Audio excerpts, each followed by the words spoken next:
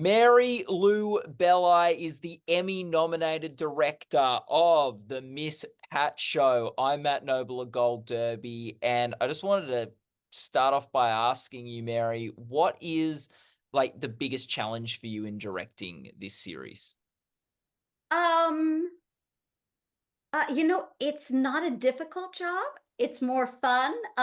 Sometimes getting it down to time because the laughs expand the length of the show.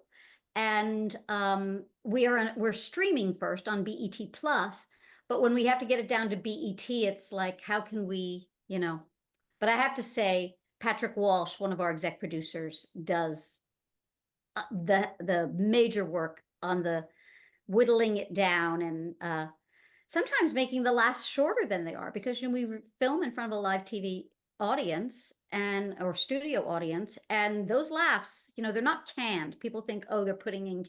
We're not. We Mm, are recording the people who are watching it yeah. as we do each take. So it's the real thing, which is great for me because if they don't laugh, we know we have to tweak something. Yeah. And when they guffaw, we go, oh, maybe we'll do another take where they laugh loud, but maybe not that long. Now, you're nominated for the Emmys. You're the only multicam director nominated this year. And just like, what is a particular sort of like challenge with directing a multicam sitcom? Because it is Um, becoming like a less, like, like single cam comedies are so dominant in award categories you these days. know, I am also a single cam comedy director, but also a single cam big action director. Yeah. I blow shit up and do helicopter chases and crash cars and set people on fire, all that stuff. So you're So I perfect to compare what's like challenging about the multicam. Like, Yeah. So the challenge is getting it right and trying to make sure that the audience is broader than just BET Plus for me, mm, because I think we have a unique situation, just like Abbott Elementary, in the sense that we're telling universal stories. Theirs is about a school, ours is about, a family, and all families have challenges. And when you can say, okay, will everyone laugh at this? And how can we broaden the audience for it? Um, because again, it's it's things that we all care about, and we all have, is particularly in this episode, who mhm, doesn't know a teenager who got pregnant in high school? yeah. It's you know, it happens. We all deal with it. I haven't dealt with it personally, but everybody knows somebody. Yeah. No, it's like for you, what's the great like because you have worked in single cam comedy, drama, but like like I guess what's the great joy or the thing you love the most about this multicam Okay. environment? In this particular show, Yeah. the general one, it's why I've done, over 125 episodes of comedy, is because you laugh every day. So that's not a hard job to Yeah. have. But I would say in this particular show, my greatest joy is working with Pat, Miss Pat, the comedian whose life we're really, just annihilating for the humor. Sometimes it with great pain coming to her, but finding, the empathy that the audience will find. And also working with Jordan E. Cooper, who is the showrunner on the show. And possibly, listen, I've always said the smartest people I've ever worked with in the business are comedy writers, because you can't parody something or unless you can see the macro version of the world and therefore then find the humor in it. The saying is dying is easy, comedy is hard. It's true. Jordan E. Cooper is brilliant. He's absolute. I mean, there's no surprise why he's won 6 Tony Awards and is the youngest sitcom creator ever in the history of the form. He has an encyclopedic knowledge of every sitcom that goes back to, literally, if you watch this episode, a Mary Tyler Moore, black and white shows. He gets it. And at the same time, he's bringing in what I like to think of as what Norman Lear had with All in the Family. Jordan and Pat, because it's her story, have really, in terms of pushing boundaries, like, are we going to put that on TV? We are, and people are going to howl. So it's and and the great joy is it's an immediate reaction. When you have a studio audience, they don't lie to you. And I will tell you, not the episode I'm nominated for, but another one this season was hugely pushing racial boundaries. The Pat's family, goes on a road trip. The RV breaks down, and they have to find a place to stay close by. And it turns out to be a plantation run by white people who are having white guilt. And all the people on the who are working on this plantation are white Caucasians, although the redheads are the field slaves and the blondes and the brunettes are the house slaves. I mean, and there was a 20-second moment when Jordan Cooper and I, because Pat's in the scene, are waiting there. The audience is not laughing, but we know there's a big laugh coming up, and we go, will they, won't they, will they, won't they? It was like, have we gone too far? And we had not gone too far. They were on the floor. So, and we do that a lot. We do that, and I would say the most rewarding is with all the laughs we're looking for, there's always what I call the Miss Pat moment.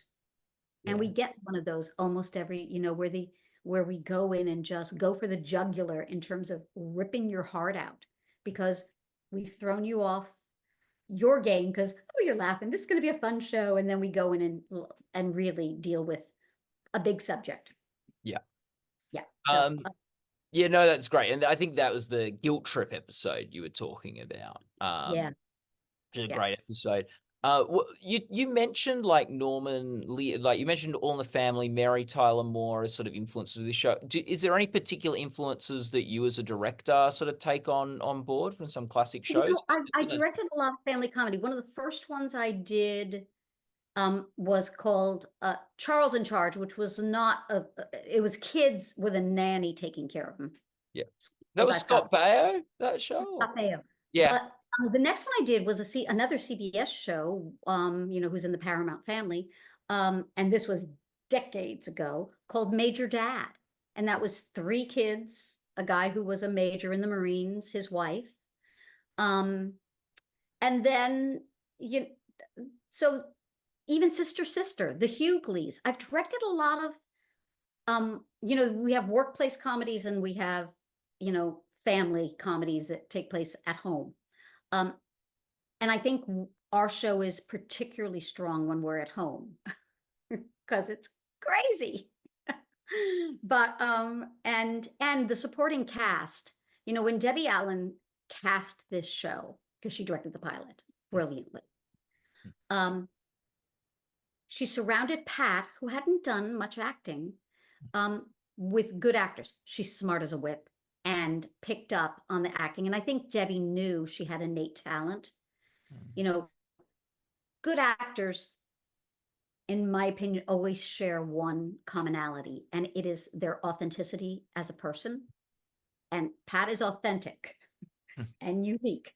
And she brings that to the screen so naturally that once she learned, and really like just absorbed it from the people around her, what the good acting habits were. It was, and we're in 4th season. Yeah. Pat's there. Pat, I don't think, I think Pat might have been nervous first season. We weren't, but she might have been about her own skill set. I think she knows she can do it. When you've got a talent like that as a director, like, is there a fine balance between sort of highlighting that, but also not getting in their way? You know what? I think that's always the talent as a director. I teach. I do a lot of advocacy work in terms of teaching the next generation of directors. And I have to tell you, the thing I say the most is, you're talking too much. Really, I say, shut up, let them do it again. But directors who don't need to learn to listen and watch better and give that little pearl that says, try this.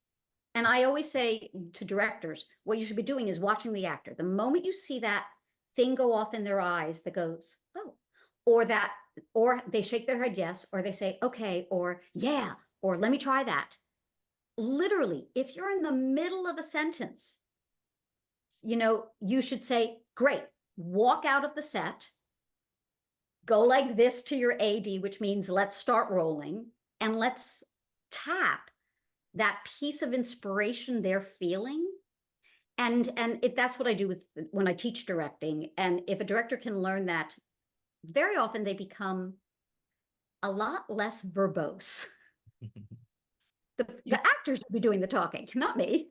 Yeah, you're nominated for the season premiere, I'm the Pappy. Was there a moment of inspiration like that you can remember from that episode? Um, yeah, you know what? And I'll just tell you, I thought I would have to explain to Pat a little bit more of what I was looking for in the homage to black and white comedies. And here's where the inspiration came. Because, a lot of comedy is audible in terms of timing.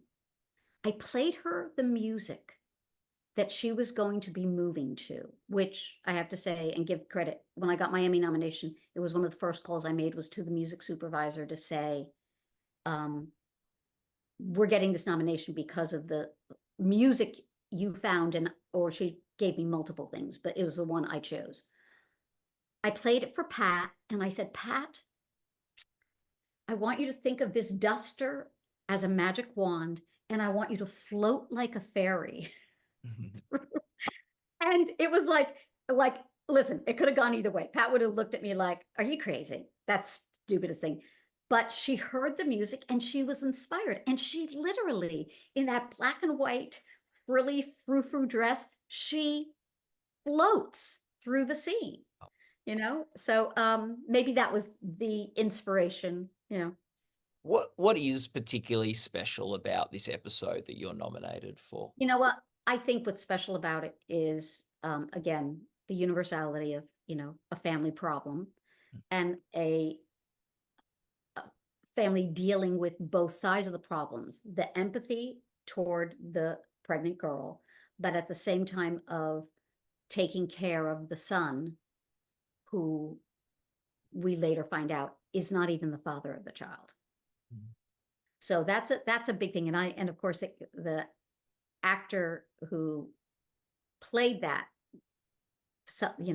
the baby daddy Mhm. knew that. So so being a good person, taking care of people, but how far do you go if it's going to change and impact your life in a big way?